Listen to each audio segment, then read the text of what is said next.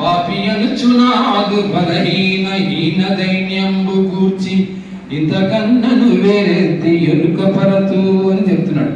కానీ సామాజిక పరంగా మనకు ఉండేటువంటి గౌరవ మర్యాదలన్నింటినీ కూడా పూర్తిగా అపఖ్యాతి పాలు చేసేటువంటి ఒక స్థాయి కూడా స్వామి తీసుకొని పోతాడు అన్నది కూడా స్వామి యొక్క ఒక 3వ జీరో అన్నమాట. అంటే మనం సొసైటీలో సమాజంలో చాలా బాగా చక్క మంచి పేరు మర్యాదలతో ఉంటూ ఉంటాం. అలాంటి స్థాయిలో స్వామి ఒక్క మారు మనల్ని అధపాతాళానికి పడేస్తాడు అనమాట. అంటే తప్పుకుంటాడా వీడు లేదా అని చూస్తాడనమాట. ఉదాహరణకి మనందరికీ తెలుసు బలిచక్రవర్తి మహారాజు అనమాట. సో వామనుడు వచ్చి ఏం చేశాడు, తనకు 3 వరాలు ఇవ్వమని కోరుకున్నాడు. ఆ 3 వరాలు అడుగుతున్నది శ్రీమన్నారాయణని వాళ్ళ గురువు శుక్రాచార్యుడు చెప్పాడు. వద్దు ఇవ్వకమని కూడా చెప్పాడు.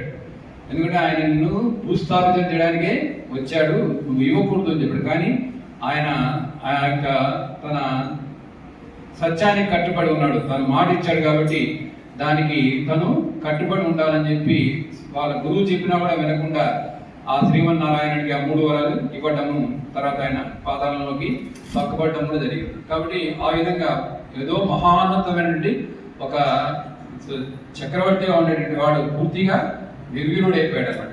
అలాగే మనకు సత్యహరిశ్చంద్రుడు కూడా తెలుసు, మనకి చాలా మహోన్నతమైనటువంటి వ్యక్తి అనమాట. కానీ సత్యం గురించి అతను ఎన్ని కష్టాలు పడ్డాడో మనందరికీ తెలుసు.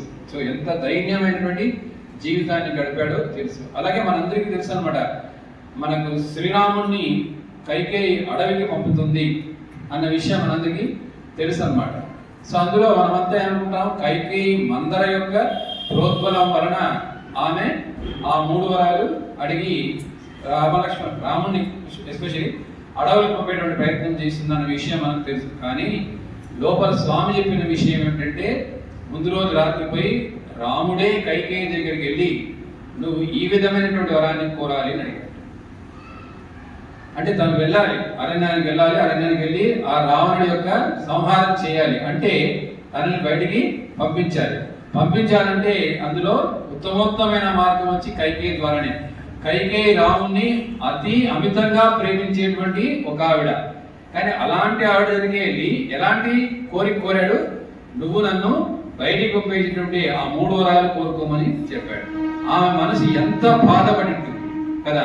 అంటే తను అమితంగా ప్రేమించిన వ్యక్తిని అరణ్యాలకు పంపేటువంటి ఒక కోరికను తను కోరిందంటే ఆమె యొక్క మొత్తం మర్యాద అంతా పోయింది కదా. ఆమెనందరూ కూడా మనం చూస్తుంటాం, ఎక్కడైనా పేర్లు పెట్టుకుంటే కైకేయిని ఎవరు పేరు పెట్టుకోరు, మందరాని ఎవరు పేరు పెట్టుకోరు. ఎందుకంటే అది ఒక చాలా చెడ్డ క్యారెక్టర్ అని మనకు బాగా విదితం అన్నమాట. సో అలాంటప్పుడు అలాంటి పేరు పెట్టుకోవడానికే మొగ్గు చూపినటువంటి ఆ స్థాయికి ఆమె పడిపోయిందండి. ఎంతటి మహోన్నతమైనటువంటి వ్యక్తి ఆవిడ పూర్తిగా అధపాతాళానికి వెళ్ళింది. ఎందుకు వెళ్ళింది?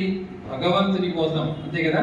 కాబట్టి ఆ భగవంతుని కోసం మనం వెళ్తున్నప్పుడు మనం చెప్పాం, సో డబ్బులు పూర్తిగా స్వామి ఎకనామిక్ గా మనల్ని పూర్తిగా ధ్వంసం చేసి పారేస్తాడు. అలాగే ఆరోగ్యపరంగా కూడా మనం చూసాం, కస్తూరి ఎంతో గొప్ప భక్తుడు, స్వామి పక్కనే ఉండేటువంటి వాడు.